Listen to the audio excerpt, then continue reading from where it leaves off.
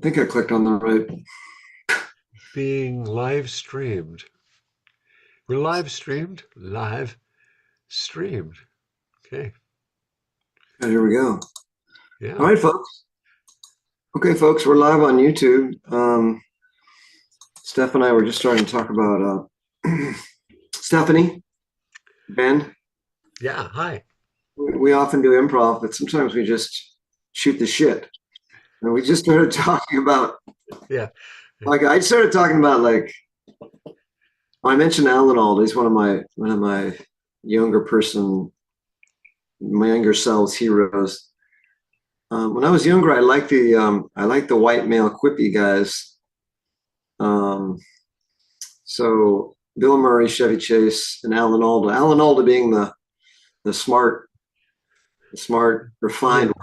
one of the three. Exactly. Exactly. Chevy Chase was in the back, more in the background. He didn't really say that much, really. He was more of a physical, but still, he had that attitude of like, I'm the coolest, like whatever. Everyone else is kind of a loser compared to me. Like, they Yeah. would even I'm write sure. him parts. They would write him parts for like being an elitist sort of. I mean, looking back, it's crazy the elitism. But then you're like, back then you're like, oh yeah, I want to be like super cool when I go, when I grow Yeah. up or something. Yeah. I Um, never, I never was a, I never was a fan of the super cool guy. To me, it was kind of boring. I like the more quirky presentations, funny guys like Martin Short. mm, Uh, was it absolutely. Chris Farley? The kind of guys that were way out there and more quirky, and didn't have to be like the cool guy, like Chevy Chase. Yeah. Um, You mentioned John Belushi. I actually never liked John Belushi. So really? no, he just was too. I have this thing of like, comedians that are too hard edged. Like there's a you detect with John Belushi. I always detected this really serious side, Hmm. sort of a deadly side or something. Yeah. I never laughed. He never made me laugh one time. I mean, when he was a blues brother, like it's brilliant, but it's Yeah. just, there's just a darkness there that, like contrast with Dan Aykroyd, who was so shallow, you can't, you know, like between the two of them, there's like this sort of balanced human being, right? But Yeah, that's a good John idea. Belushi too That's a good. serious. Dan Aykroyd too, like, who's this guy? Marshmallow Head. You know what I mean? This nowhere. Yeah. Yeah. But the thing about Dan Aykroyd was he never could pull off being the cool guy, no matter what. He just so wasn't cool that he could never pull off a Chevy Chase type of character. He was just wasn't cool. It just wasn't in him. So it kind of worked for him when he was in the Blues Brothers and some of the other stuff. No, Uh, no, he's a yeah. good, yeah, he's a good like right hand man type of deal. Yeah, yeah, no, I thought I thought he was pretty good at that kind of stuff. I mean, he wasn't. Then he went on to have dramatic roles in films where then I never believed him. Yeah. I think that happens when, you get an idea of somebody and then Dan Aykroyd is like, no, he can't be like a straight regular character. So, No, I mean, he's always playing the same. I mean, he's so close to always playing that same character. Like yeah, it makes yeah, her like nerdy. Uh, well, but I mean, he's driving Miss Daisy. Like, yeah, that's what I mean. you can't even take Like, it seriously for the yeah, longest yeah, time. You have to get over the fact that it's Dan Aykroyd trying to drive Miss Daisy. yeah. Yeah, yeah. Like, how'd they Um, end up? Like who did Dan Aykroyd sleep with to get that role? I uh, don't think anybody would, but um, yeah, he's now he's doing this. That's what happens to these people, and I don't know why they have any special credentials. And including William Shatner does it. Is these unexplained type of shows, like Aliens or Bigfoot or anything that's the secrets of the pyramids. they're always really serious about it, but then it's Dan Aykroyd. What the fuck does he know about this? Really, and then they have that guy from Machete, that dude from Machete, uh, kind of a gangster type guy, who is good in his roles, like when he's playing that kind of gang guy, but he's like, who I'm talking about.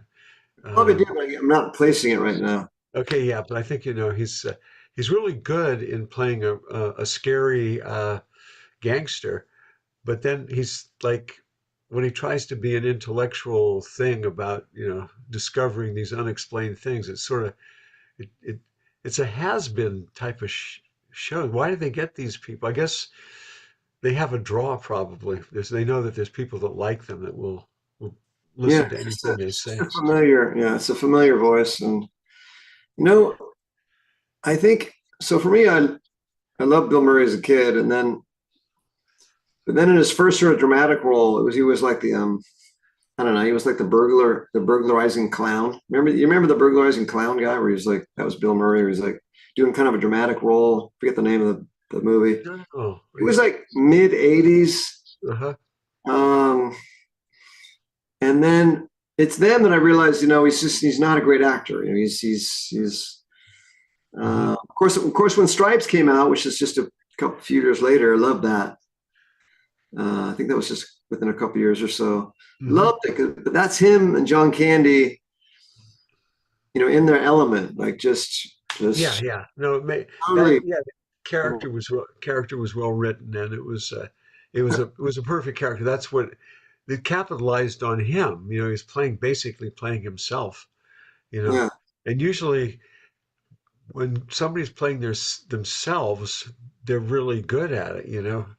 Um, it's just when they try to stretch that and do some other kind of character where there's they don't they're revealed as they're not particularly good actors at doing anything that's a stretch.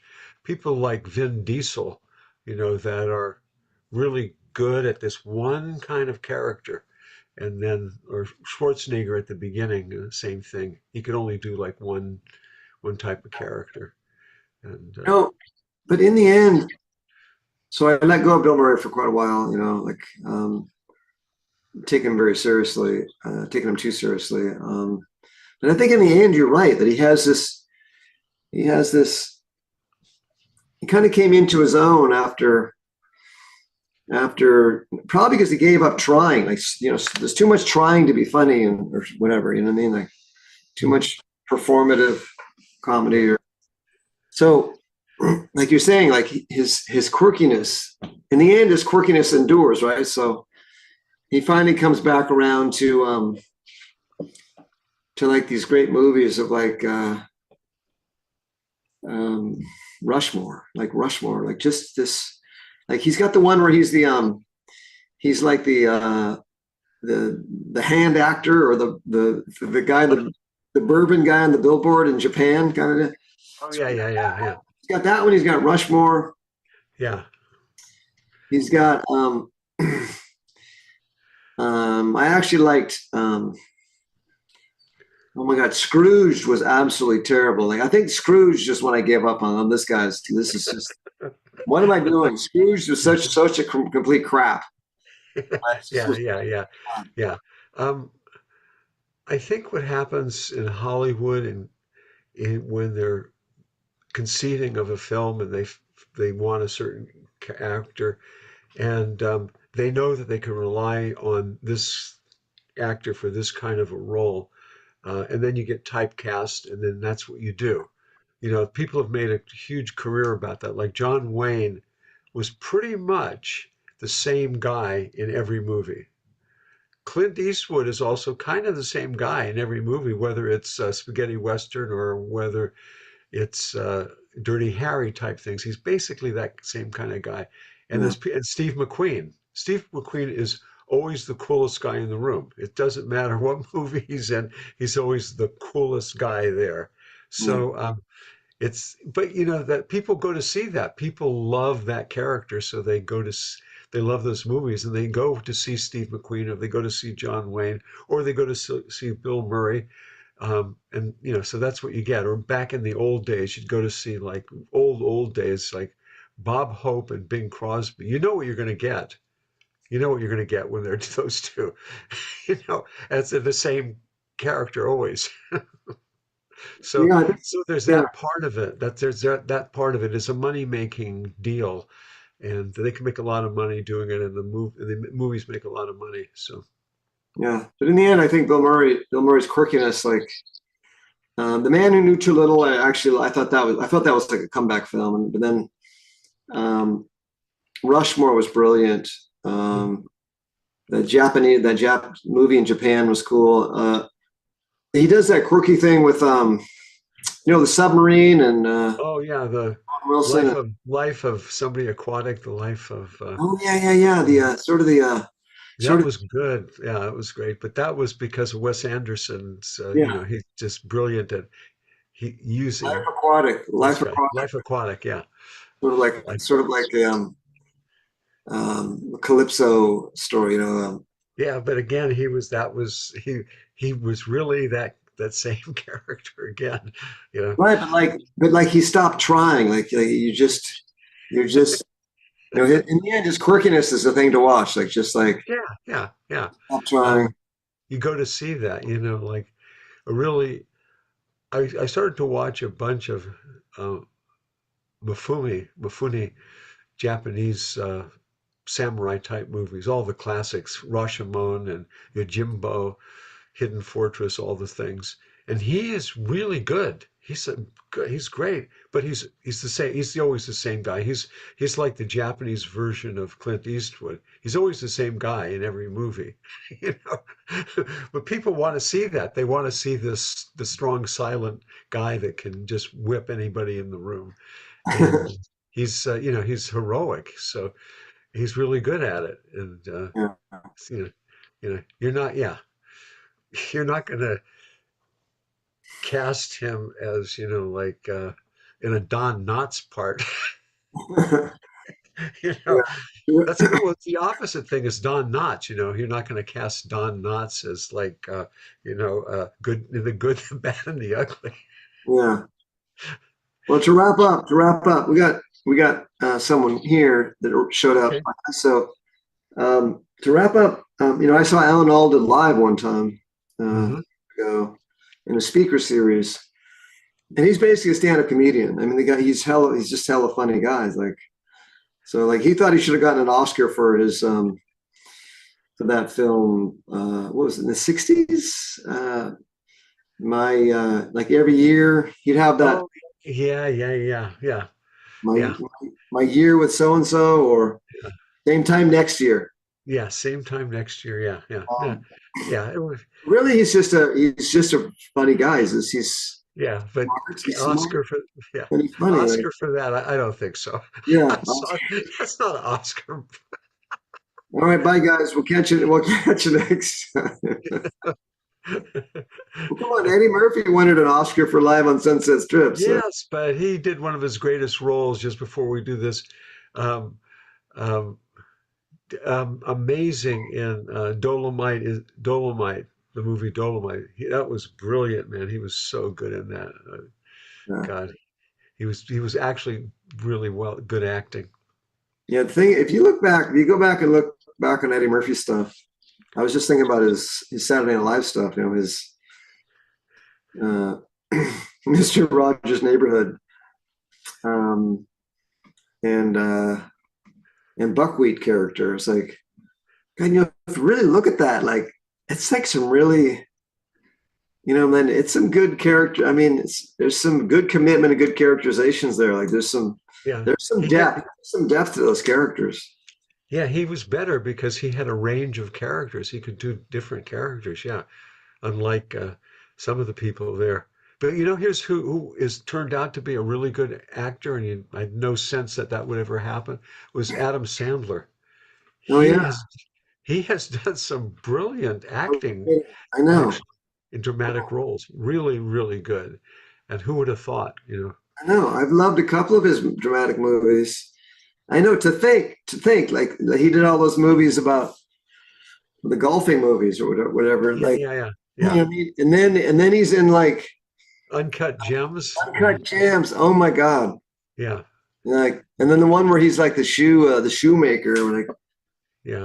like just amazing. And then like, And but the Eddie, one that's Eddie it's a love Murphy, story. It was his first breakthrough where he did a dramatic role, and people and I was thinking, well, this is Adam Sandler, and oh, this is going to be really weird.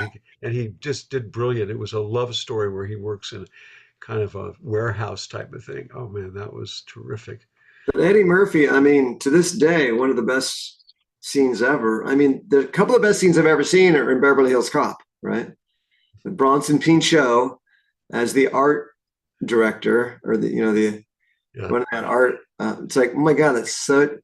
But also Eddie Murphy, like, how does he get into that fancy the 4-star restaurant where the bad guy is, right? He puts on that character.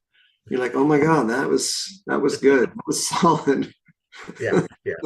Yeah. They didn't know what to Yeah. do. Like, well, you're supposed to get in this restaurant. We don't know how. And so Eddie I Murphy, know. Yeah. he's like, give me 10 minutes.